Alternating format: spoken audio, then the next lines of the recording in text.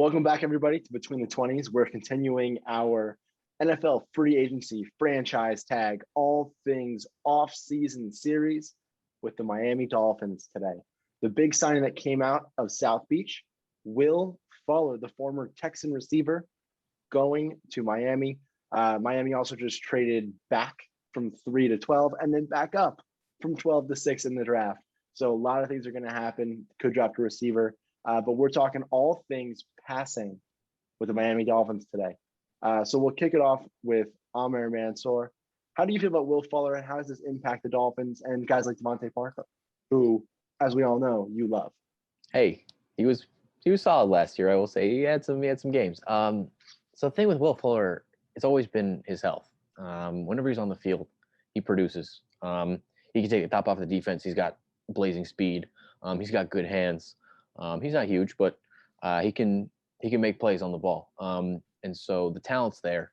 And so a question has always been injuries.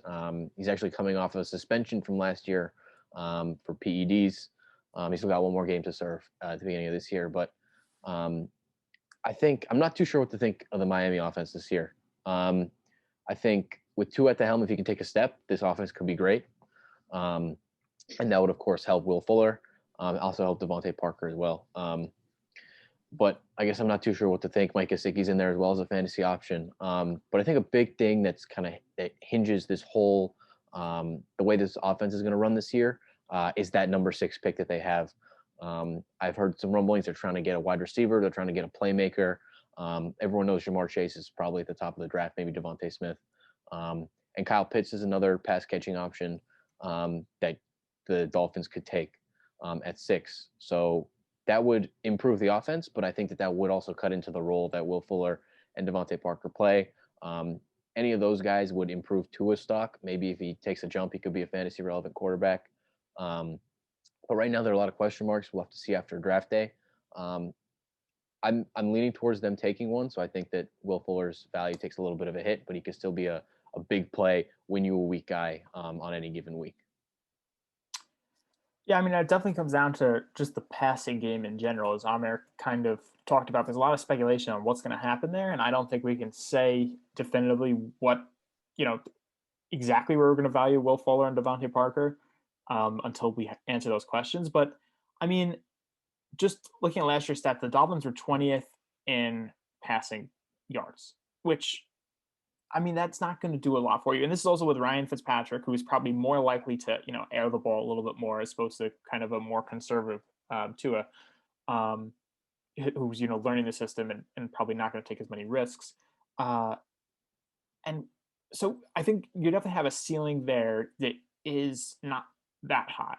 And I get that bringing in Will Fuller is trying to increase that ceiling a little bit more to sort of make a, Daniel Jones, Kenny Golladay comfort selection for Tua Tagovailoa to have a receiver that he can view as a target on the other side of Devontae Parker.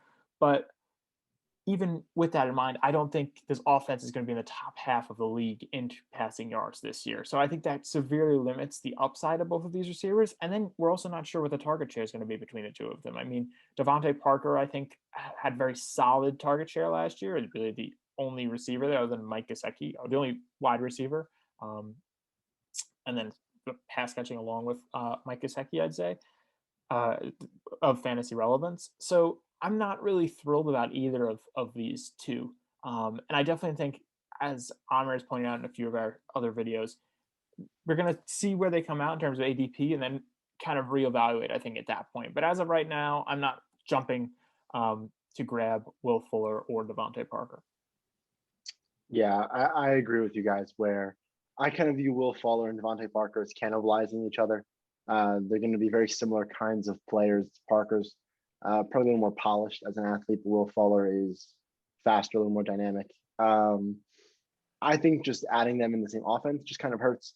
We all saw how breakout Myles Gaskin was last year. I imagine they're going to lean on him more. He was starting to get into the 20 carries a game towards the end of the season. I don't see that stopping. Salvin Ahmed, he also started to play into it. Matt Breida is there. So they might turn into a team that looks a little more like the Titans. That's going to be very conservative throwing the ball, especially with Tua. who we don't really know exactly what he's going to be. He only played half the season. But let's put a hypothetical game real quick. Let's say they're in the 6th pick. As Amr mentioned, that is prime receiver territory, prime Kyle Pitts territory. Let's just say they take a pass catcher, right? Kyle Pitts, Devontae Smith, or Jamar Chase are likely any of those 3 guys.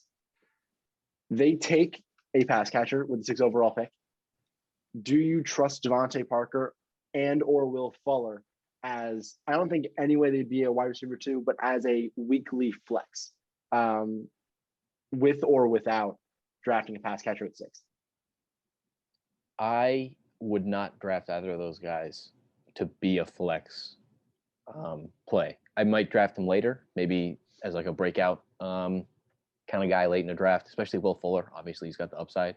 But especially with missing week 1 and all these questions, grabbing another wide receiver in the draft, I would probably not play out any of these guys week to week.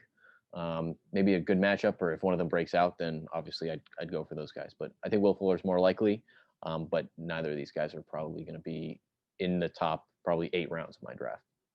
Yeah, I agree that I think if we're in that situation, I'm going to take Will Fuller at his projected ADP over Devontae Parker at his projected ADP, which is probably going to be higher. Just because at that point you're kind of looking for, you're trying to capitalize on ceiling, and I think people are going to value Devontae Parker a little bit higher in general because he has a higher floor, but you're going to look for the higher ceiling in Will Fuller. Yeah, I definitely agree with you guys. And either way, I'd much rather invest in the Dolphins ground game than I would in the Dolphins air game. Yeah, one thing with the Dolphins ground game, actually, they recently signed Malcolm Brown from the Rams.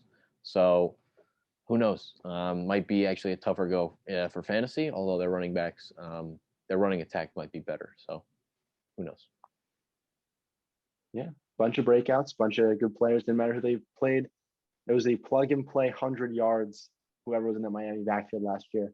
But if you guys are finished up, nothing else to add, that is it for the Miami Dolphin offseason. And we will see you next time on Between the 20s as we continue our series on the NFL offseason.